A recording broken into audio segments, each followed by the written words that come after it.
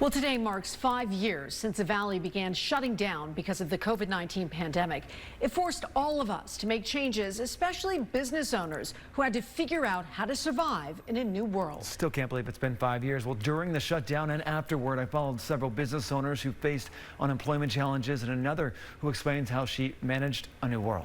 To keep their businesses going was also key for Claudia Meneses. There was a transition period where we couldn't go into people's homes. She has owned Avanti Green eco cleaning since 2011. How do you think you survived the pandemic? Well, it was a combination of many factors. One of them was the government assistance, the PPP loan. She tells me they tried to get more commercial cleaning clients and got creative when they were able to get back into people's homes.